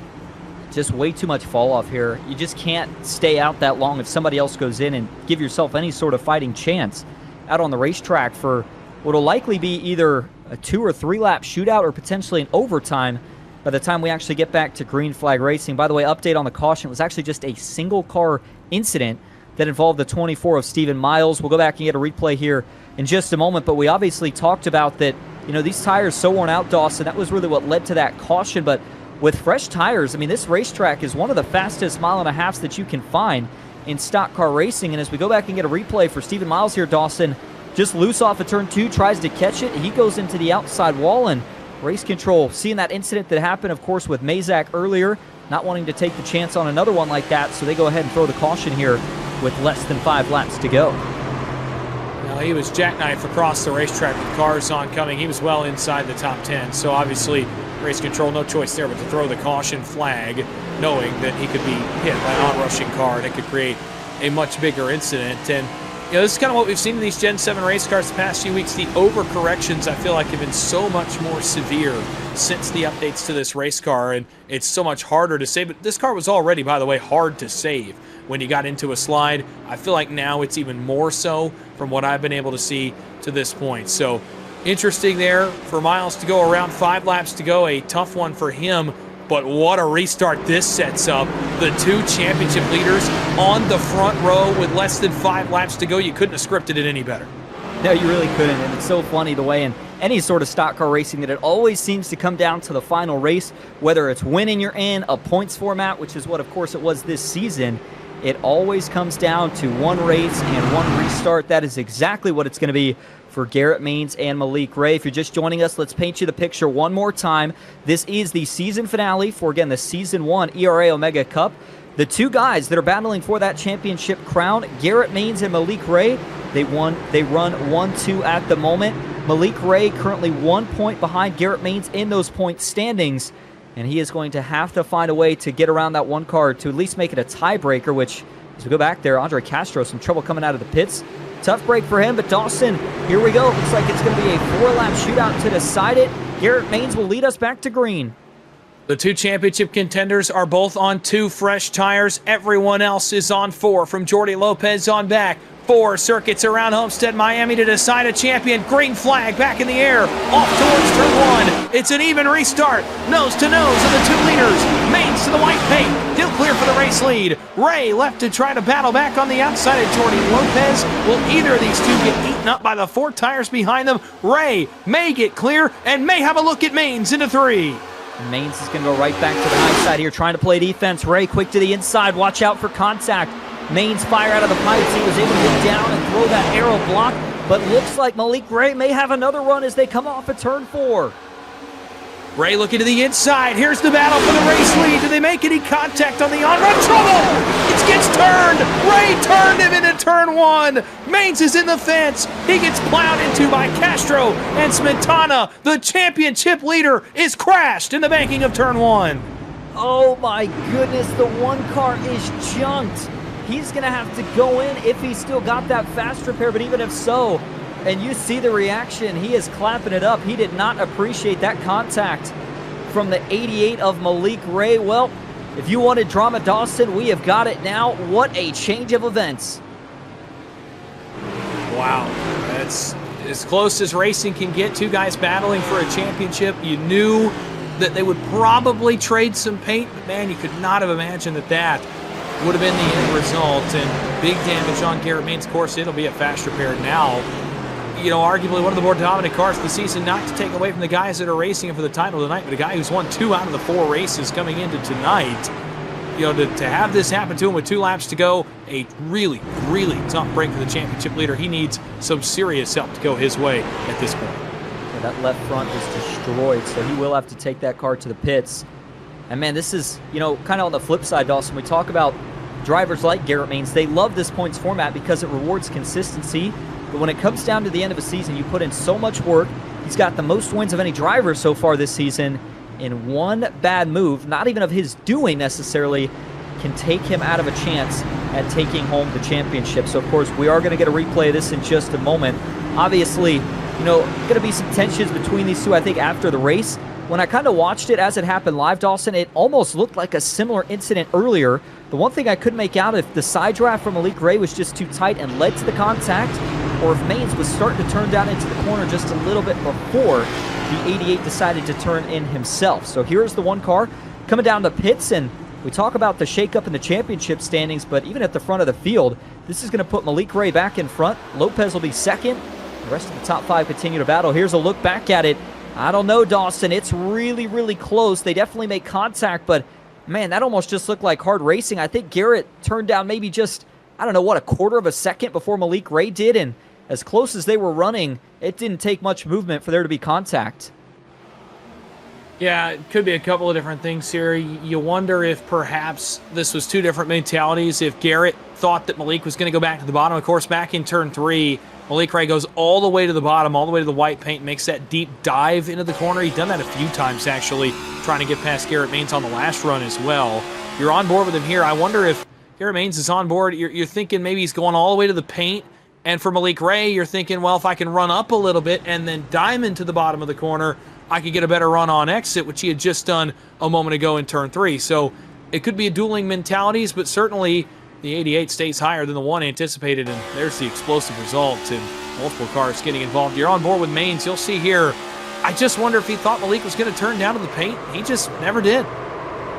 No, he never did. And for Garrett here, I mean, it's already a big hit there, but then just kind of insult to injury there as he gets plowed into by a couple of other drivers, all trying to avoid this wreck as well. So now all of a sudden, you see it on your scoring tower. Malik Ray leads Garrett Maines all the way back in 13th. So as it stands right now, if you're Malik Ray, all you got to do is keep this car likely up inside the top 5. And he can lock up this championship, but we've still got the battle for the win, and this is going to be an overtime finish. 2-lap shootout to decide it. If the leader takes the white flag, this race will be official. If not, we will do it again. Dawson, I think Malik has got this thing just about wrapped up if he can get a good enough jump to get clear of that 89 car.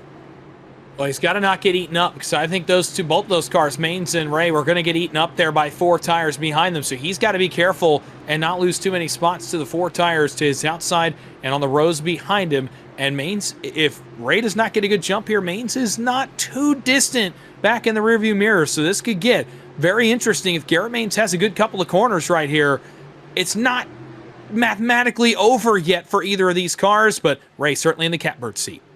iRacing.com pace car pulls off for possibly the final time. Overtime at Homestead-Miami is underway. Green flag back in the air, and it's a great jump for the 88 of Malik Ray. He's going to get out with the big lead as Jordy Lopez tries to shuffle into second.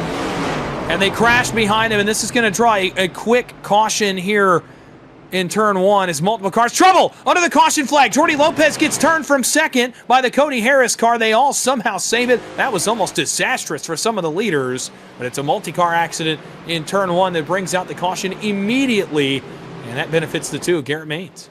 Yeah, it does. I was going to say we'll have to see what official timing and scoring does, but it now has Maines back up inside the top 10 at least, so that's 3 quick spots. He may need a little bit more help, but that goes from probably 12 to 13 spots he's got to make up to now probably about 9 to get himself either back to the lead or close enough to make it a tiebreaker between him and Malik Ray. We'll get to more of that in just a moment, but boy, this has definitely gotten a little ugly here towards the end of the race at Homestead tonight with that one caution that came out late with Stephen Miles, and I think everybody just realizes, Dawson, it's the last race of the season, last chance to make something happen. Give yourself some momentum going into the second season of the ERA Omega Cup, but in order to do that, you've got to have a good finish here tonight, and multiple cautions towards the end is going to send us into what will now be our second attempt at an overtime finish. Yeah, you're trying to get all you can get there as a driver. That's just the driver's mentality at the end of any race, let alone, like you said, trying to get some momentum going into next season. But any driver is going to try to get the most that they can, especially in an overtime scenario. So, knowing that, as we start to reset the field, of course, we'll get a look at that incident here in a moment. What I'm seeing on my end, Garrett Maines, P10, with just 2 laps to go, so he's a few spots closer now than he was.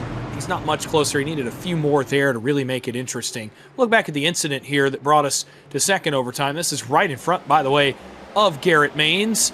And Chris Heitz, we're hearing from downstairs it might have been a downshift, and that gets the car out of shape and creates a restart incident. Multiple cars stacked up in that one. Smetana, you mentioned Miles, Rajkot gets into it. Castro narrowly misses it. And Strother, Ricky, man, this ended up being a pretty sizable incident. Yeah, early on the restart, too, we obviously saw a similar incident earlier in the race when Andre Castro went down. Not quite the same setup in this one, but certainly another issue that happens on the restart. You mentioned it was good news for, obviously, Garrett Maines. Andre Castro picked up a couple of spots through that incident as well. Some of the other drivers that made it through. Devins Baker was able to survive that one. The 32 of Smetana. Looked like the 25 of Peter Smetana also was able to make it through that incident. And you talked about the near spin there for Jordy Lopez as him and Cody Harris got together. I'm sure that made Jordy Lopez's heart jump a beat, but also maybe Garrett and a few others thinking that there was a couple more spots they were going to get for this restart. Yeah, so as the lights go out atop the iRacing.com pace car, Malik Ray continues to be the leader. He got a pretty good jump on that last try at it. Garrett Maines was actually able to squeeze to the wall when they got to the start-finish line and get a couple of spots. I'd imagine he'll try to do that again right here and run the fence and just hope for the best when he comes off turn 2 that he's anywhere close to making this thing interesting. If he can get a few spots, this certainly could get very dicey, especially with Ray battling Lopez for the win. So Ray's got to be careful and get a good jump. Make sure he gets ahead of Jordy Lopez, who's been sporty all night. For Garrett Maines, it is throttle to the floor. You're getting as much as you can. You're either bringing back a chance at a championship or you're going to spin out trying. I can't imagine he has anything that he's going to leave behind in that one car. Yeah, I would agree. Separated by 8 cars, but, I got to think, Dawson, if Garrett somehow finds a way to get back to him, he may return the favor, so that's something we'll have to keep an eye on. Same rules as the first overtime, by the way. If the leader makes it to the white flag, then this race is official, and we will race it all the way to the checkered. But if caution flies before then we will rack them up and try it once again. Late race drama has now led us to the second attempt at a green-white checkered at Homestead. Malik Ray trying to secure the win and the championship. Can he do it? Time to find out. Green flag back in the air and more trouble. This time it's Eberhard who gets the bad start. Main spins. Oh my goodness, it's another major pile up here on the restart. And we're running it out here. No caution's going to come out, so that essentially, without anything happening here to Malik Ray, has sealed up the championship. Ray off turn 2 for the penultimate time. Lopez trying to cross over to get the win. Harris all of a sudden is P3. They work back into turn number 4, or rather 3 and 4. Lopez a lane higher. Harris a lane higher than that. If I'm Malik Ray here, you never want to let him have a win, but if ever there was a time to not not overly pushed the limits. It's right now white flag in the air in Season 1 of the Omega Cup. Lopez to the inside. Harris a car length behind. Ray goes to the fence, just trying to play a little bit more defense. He's half a lap from a championship off 2. He's not going to take it easy. Cody Harris, he wants to steal a win of the season. 3 wide down the backstretch, back to 2. Lopez is going to send it in deep and hope it sticks, but he can't get there. Malik Ray through 3 and 4. First win of the season if he can hold on. Here comes the 89 to Lopez. It'll be a drag race back to the line. Photo finish. Lopez gets it at the line. Jordy Lopez, first win of the season, and it comes at Homestead. And a classic finish, too, to boot at Homestead. Nonetheless, this place is outstanding as always, and Lopez helps deliver another memorable finish in the history of this racetrack. Cody Harris, by the way, props to him. He almost got to the inside 3 wide there as well. So a big win for Lopez, his first of the year, of course. We talked about how close he's been a couple of different times. Tonight he gets it done, and we'll very well see a dual burnout right here. Lopez for the win, Malik Ray for the championship. And that finish was almost as close as what we had to start the season at Daytona. Got so excited about the finish, but obviously for Malik Ray, it's the bigger storyline. Double burnout across the front stretch. The 88 will take home the Season 1 ERA Omega Cup Championship. Him and Garrett Maines tangle late, but the 88 still managed to hold on. Jordy Lopez also going to end the season on the right note. He gets a win. That car is going to have a lot of momentum as he heads into Season 2 of the ERA Omega Cup Series. Yeah, what a cool sight here. Dual burnouts at Homestead. How cool does it get? We saw it so many times in the NASCAR side of things and the eNASCAR side of things. And look at these two. Look at the expressions on their faces. Smiles for Jordy Lopez as he's the winner. Relief and smiles for Malik Ray as he takes away the championship here tonight at Homestead. And by the way, I want to mention Malik obviously winning that championship, at least based off of what unofficial timing and scoring is showing. He will also be taking home the biggest mover challenge as well. So on top of the $500 that he will be winning at the end of this one, Dawson, he is also going to be able to take both himself and a friend to any racetrack of their choice for the NASCAR racing experience. What a season by the 88. I mean, for a guy who came into this race with, again, no wins, to even be second in points and have that shot and be in a position to go up there and challenge for it, you got to give him a tip of the hat. I know it wasn't the way that a lot of people wanted it to end, but for Malik Ray, I got to think this is going to be one of the more special championships for him. Well, and I think the cherry on top, too, as we get ready to start into post-race, is he completed the no-win season coming into tonight by winning the championship without winning the race. I think that's also something that you have to note. He did it Matt Crafton style. If you remember back, Matt Crafton won a championship by winning 0 races, and Malik Ray just did the same thing. He did all of that to still, and it's even more impressive to come away with no victories on the season, but to be that consistent that you can still wrestle away a championship. That is truly impressive for the 88 of Malik Ray. It certainly is. All right, well, time to get a look at your unofficial results here from tonight at Homestead-Miami Speedway. The championship did not disappoint. Remember, this race actually started back in the day. We had quite a few cautions, but when it was all said and done, it's the Coke Series driver, Jordy Lopez, who gets it done in the number 89 Chevy. The bigger storyline, though, Malik Ray, the 88, comes up one spot short of the win, but he will take home the championship. By the way, photo finish, you see that gap? Just 1/100th of a second separating Malik Ray and Jordy Lopez as they cross the start-finish line. Cody Harris finishes on the podium. Great run for that 7 machine. Noah Rainwater in the 05. Left to see if he was able to get back into the top 5 of the championship standings as he finishes in 4th. Kenneth Oberlin back in 5th. The 19 machine of Jacob Booth finishes in 6th. Devins Baker, trouble early, but a good recovery late to finish in that 7th spot. J.D. Larson in 8th. Jason Rajcock finishes 9th, and Jacob Smetana in the 32 machine, last man inside the top 10. A good run for Smetana in the 32 was really fast at times. Garrett Maines just short of the championship tonight. He'll finish 11th after that late tangle with Malik Ray. Cole Larson goes in the 12th spot. Daniel Eberhardt crashed on that race start there. He finished 13th. Howard Strother in 14th, and Peter Smetana in the 15th spot. Andre Castro was also involved in the last incident, had a couple of different moments tonight. He'll finish 16th. Chris Heitz finishes 17th. Julian Rickey, as good as he was running early, it fell apart for him a little bit late. He finishes 18th, first car off the lead lap. Stephen Miles, after his late incidents, could not recover. He goes 19th. Brian Wall goes in the 20th spot.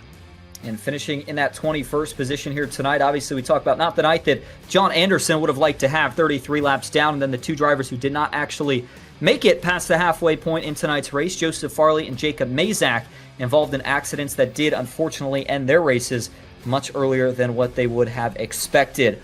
Well, now that we have finished the results, it is time to talk to, of course, your race winner and your champion. We're going to do this a little bit different than usual. Normally, we'd start with the race winner and work our way down, but of course, the big story is going to be all about your champion. Malik Ray in the 88 gets the job done first, so we will get a start with your champion. Malik, this is Austin and Dawson up in the booth. You got a copy? And we will see if we can get him up here in just a moment. Malik, this is Austin and Dawson up in the booth. You got a copy? Yo, how you doing, man? Sorry, it was on push to talk. I didn't know that was a thing. Sorry, my fault. No worries at all, man. We're doing pretty good. I got to ask, how are you doing, though, man? You win the championship. It's got to feel pretty good. First question, though, we got to ask is, some of those battles coming down to it at the end look like a little bit of contact between you and Garrett, but you still stay composed, and you're able to bring it home second and lock up that championship when it was all said and done. Yeah, I was trying to tell him that I was trying to run the seam, like after the contact. He hasn't said anything to me, so I assumed that, I don't know if he heard me or not. I think he was turning in like I was going to run the white line. I was never going to run the white line. I was going to run the seam. And he turned in early because he thought I was going to go to the bottom. I tried to tell him that. He didn't say anything. Not knowing him, he probably thinks it was intentional, I guess. But, I mean, I hate it. I feel like I didn't need to do that to try to pass him. I felt like me and him were even all race. But, it is what it is. Yeah, certainly. You guys were both very fast all night long. Obviously, Malik, you don't get any wins this season, but you were still second coming into this race in points. Tell us a little bit about how you were able to be so consistent through really the variety of racetracks that we saw this season to keep yourself in contention coming into Homestead tonight. I was really just trying to be consistent. I was just trying to just run my own race every time I got in the race, tried to make sure I stayed clean, wasn't near anybody. And yeah, that's pretty much all I was doing. I was just trying to be smooth and be smart. So.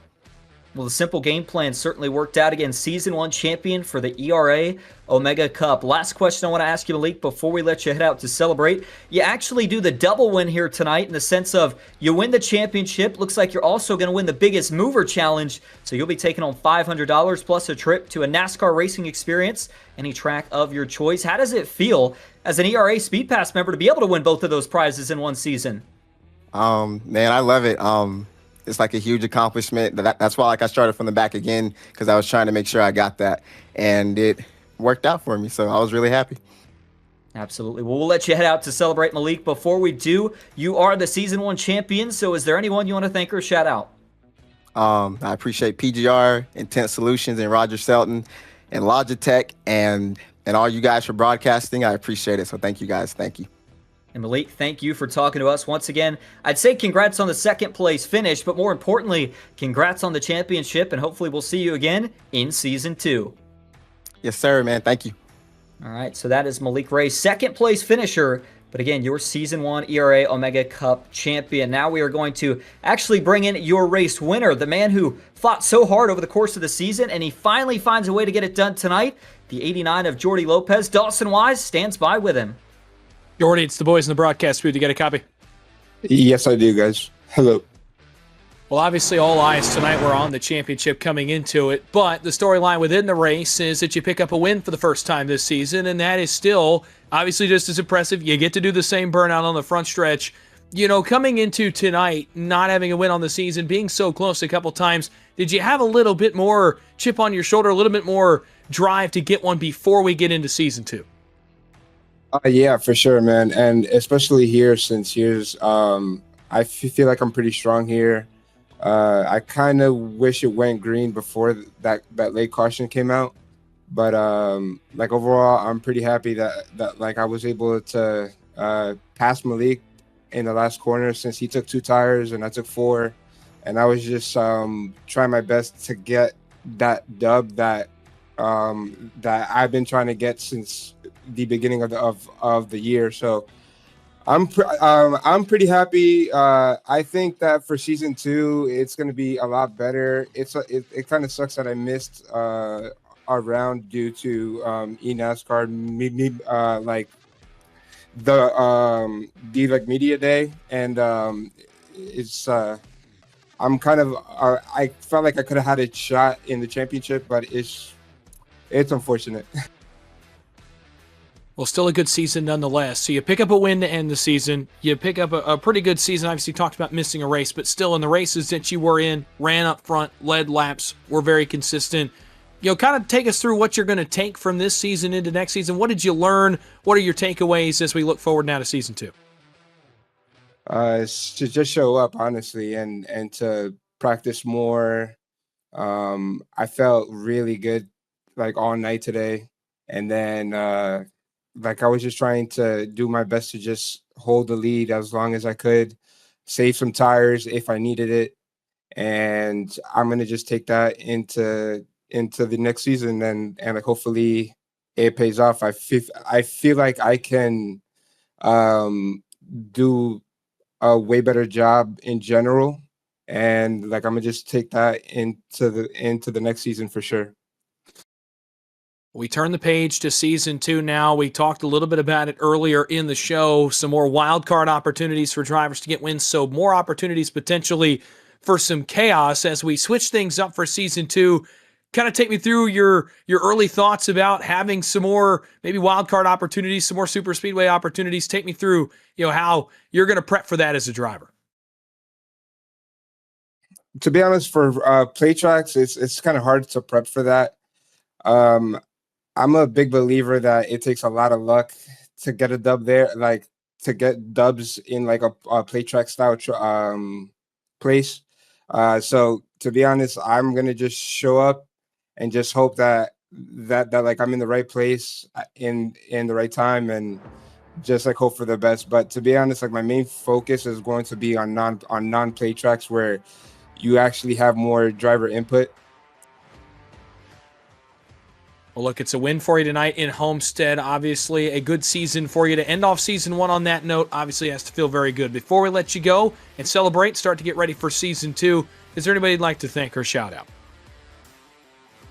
I'd like to thank PGR, ERA, BS Competition for the support all season, and yeah, like I'm very excited to approach the next season, and I feel really accustomed to the car, and yeah, like I'm pretty happy. And Coke is around the corner, so it's gonna be great seat time in the A car, and yeah. Well, Jordy, thanks for the time. Congratulations on the win tonight. Of course, best of luck moving forward with the Coca-Cola iRacing Series side of things as well. But appreciate you taking the time to talk to us. Go enjoy it. Go celebrate, rather. We'll see you in season 2. I appreciate it, guys. Take care. All right, there you go. That was race winner Jordy Lopez getting the job done at Homestead tonight. One more driver that we want to talk to, and that is the third place finisher, the final man on the podium here for the season finale, Cody Harris. Cody, this is the boys up in the booth. You got a copy? Yeah, I got a copy. Well, Cody, you're obviously a former ERA winner. You came close to making it race win number 2 here tonight. What more do you think you might have needed on that last lap to get by the 2 Coke drivers? Not sure. It's just hard when you're third there behind 2 cars too. You just get so tight in this car. Maybe I could have backed up the corner when they went up, in 3 and 4, or done something a little different. Had a decent run off of 2, but just didn't quite pan out. But yeah, after getting in that one wreck in the start and coming back through the field, that wasn't too bad. No, not too bad at all. Still a good podium finish for you to end the season. Obviously, I mentioned that you're a former ERA winner. That was back when it was the kind of one race winner takes all format. You won that $4,000. I know you may not have cashed this season, but with the different format, what were kind of your thoughts on it? What were some things you could take away and maybe try to apply next season? Yeah, I kind of enjoyed it. It's fun to not have it all come down to one moment. I mean, there's still a few I think back on. I tried a different tire strategy on the first race. That didn't work in my favor. Ended up like 10th. I think I had a decent second race, and then Bristol I got hit under caution and then caught up in another wreck. And then last week I was making a pass for the top 5 and when 2 cars got together, got sent to the wall and car destroyed and had to tow before I could use my fast repair. But felt like I've had around top 5 speed, Jordy, Malik, Andre all really quick. So is Daniel, but we were having quite a battle there for 5th place. But yeah, I think just keep continuing to put races together, and you can try and cash in.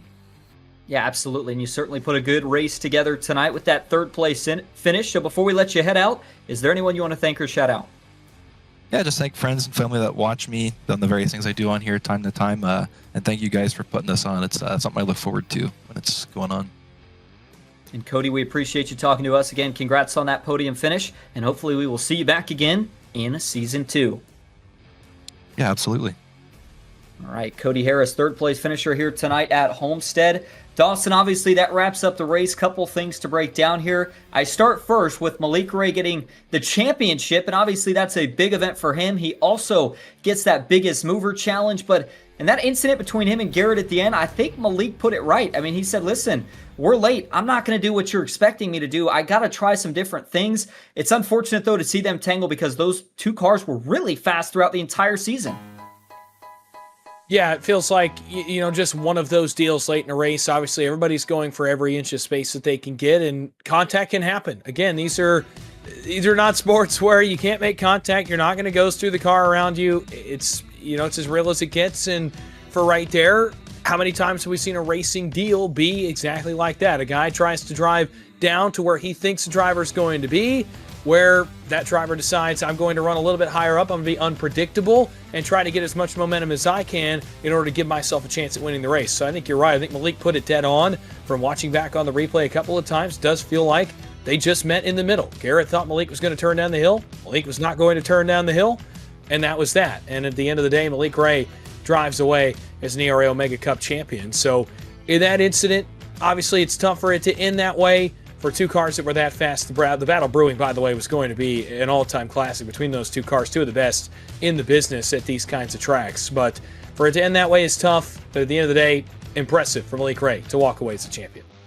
Absolutely, couldn't agree more. And really all season long, we saw a couple of photo finishes, lots of great racing. I would say that the new ERA Omega Cup format was definitely a hit here in Season 1. I know Season 2, we're going to see a different variety of racetracks, some more wild cards mixed in there. And, Dawson, I think that that's maybe going to attract a little bit more of an audience. We've said this before. We broadcast a lot of super speedway racing. The guys that are good at it still always manage to find their way to the top, even when there's a lot of luck involved. So can't wait to see what next season has in store.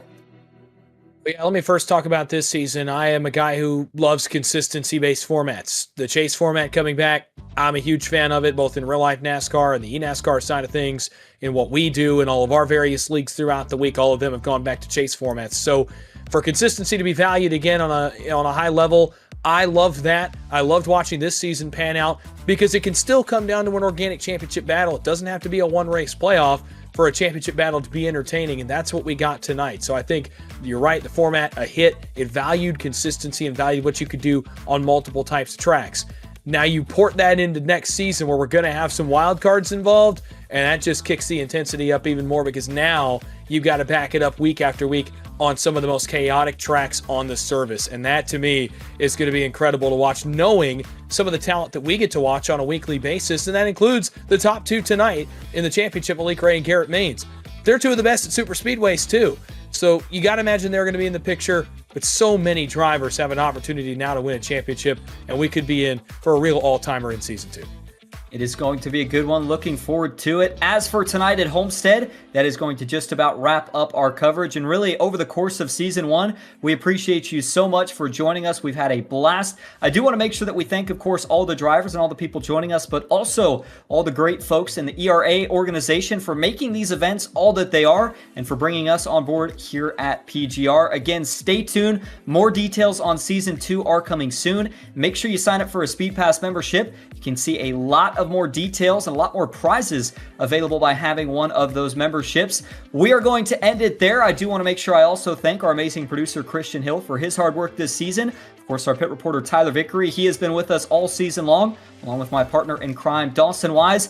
I'm Austin Green, and for the final time this season, we say so long from Homestead.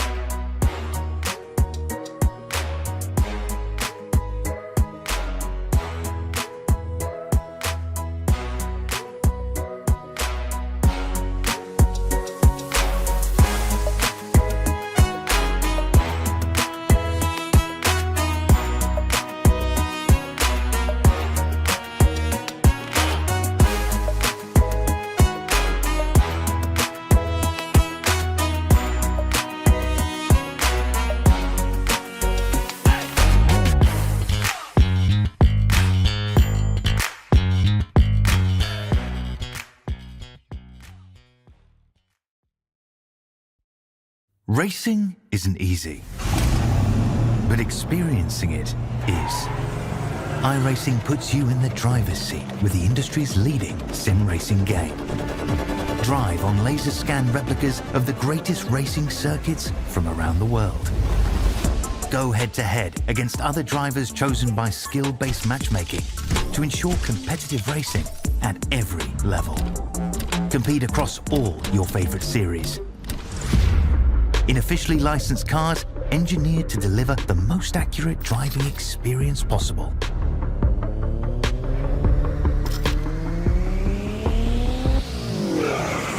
Join a race or host your own with players from across the globe. Race against the computer or in a league with friends. Feel the thrill behind the wheel. Visit iRacing.com.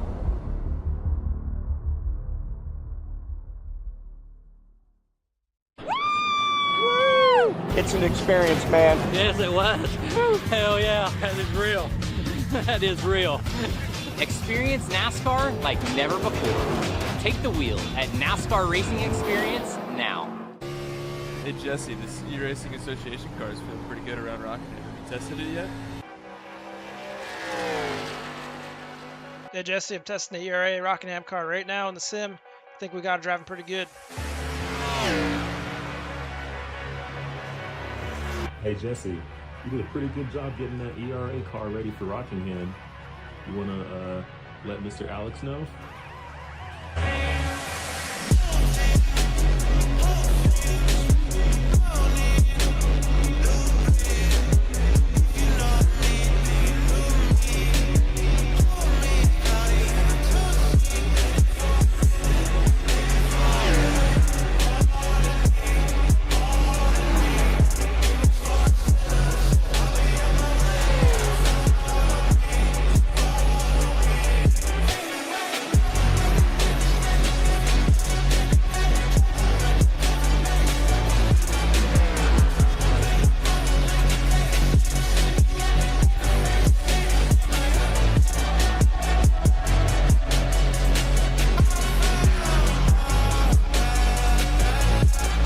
Bobby Zelensky. Bobby Zelensky. Bobby Zelensky. Bobby Zelensky here. I will finally be your eNASCAR champion. Bobby Zelensky wins at Richmond Raceway. Zelensky wins his 5th straight road course win. Zelensky holds them all at bay to win at Talladega. Bobby Zelensky is headed to Phoenix. He's a championship favorite. He once again solidifies it. One of the GOATs, one of the best to do it. It's our man, Bobby Z.